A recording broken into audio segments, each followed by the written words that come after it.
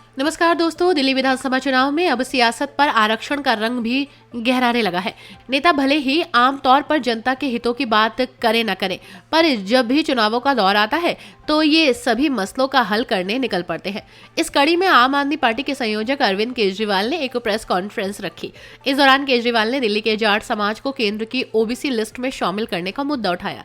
केजरीवाल ने एक बार फिर अपनी चाणक्य नीति से बीजेपी पर जमकर निशाना साधा और कहा कि केंद्र की सरकार दिल्ली के जाट समुदायों के लोगों के साथ दोगला व्यवहार कर रही है। राजस्थान के जाटों को मिल रहे आरक्षण का हवाला देते हुए केजरीवाल ने कहा, दिल्ली के कॉलेजों में राजस्थान के जाट छात्रों को रिजर्वेशन दिया जाता है, लेकिन दिल्ली में रह रहे जाट छात्रों को बीजेपी सिर्फ वादों का लॉलीपॉप थमा देती है।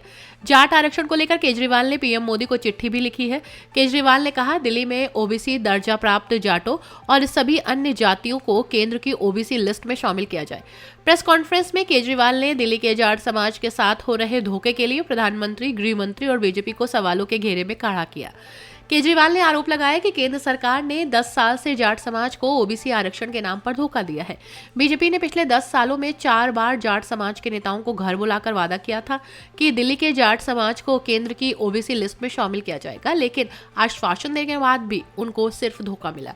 ये दिल्ली के जाटों के साथ बीजेपी का भद्दा मजाक है। इन्हें सिर्फ चुनाव के समय ही जाटों की याद आती है। केंद्र की बीजेपी सरकार दिल्ली के जाट समाज के साथ अन्याय कर रही है और इसके चलते अरविंद केजरीवाल ने पीएम मोदी को चिट्ठी लिखकर दिल्ली के जाटों को दिए गए आरक्षण के वादे की याद दिलाई है। फिलहाल केजरीवाल ने तो अपने चुनावी मुद्दे चमकाना शुरू कर दिया है और पीएम को चिट्ठी लिखकर दिल्ली के जाटों का हितैषी बनने का दावा किया है। फिलहाल 5 फरवरी को दिल्ली में विधानसभा चुनाव होंगे। 8 फरवरी को रिजल्ट आएगा।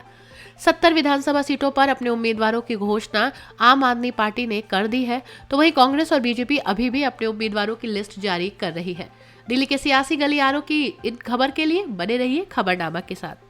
दिल्ली के जाट समाज के साथ प्रधानमंत्री श्री मोदी जी ने, गृह मंत्री श्री अमित शाह जी ने और भारतीय जनता पार्टी ने पिछले 10 साल से बहुत बड़ा धोखा किया है। दिल्ली सरकार की एक ओबीसी लिस्ट है। इस ओबीसी लिस्ट में, दिल्ली सरकार की ओबीसी लिस्ट में जाट समाज का नाम आता है। केंद्र सरकार की एक ओबीसी लिस्ट है। केंद्र सरकार की ओबीसी लिस्ट में दिल्ली का जाट समाज नहीं आता।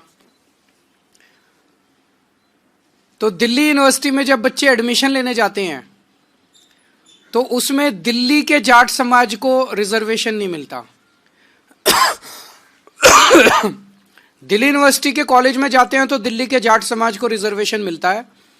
केंद्र सरकार के किसी भी कॉलेज में या यूनिवर्सिटी में जाते हैं या केंद्र सरकार की किसी भी संस्था जैसे दिल्ली पुलिस हो गई, डीडी हो गई, उसमें नौकरी लेने जाते हैं तो दिल्ली के जाट समाज को उसमें रिजर्वेशन नहीं मिलता।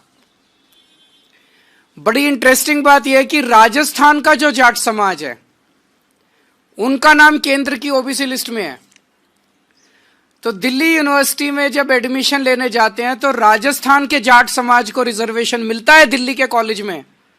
दिल्ली के जाट समाज को दिल्ली के कॉलेज में रिजर्वेशन नहीं मिलता। ये तो हमारे पूरे दिल्ली के जाट समाज के भाइयों के साथ, बहनों के साथ बहुत बड़ा अन्याय है। और ये अन्याय ये जले पे नमक छिड़कने जैसा है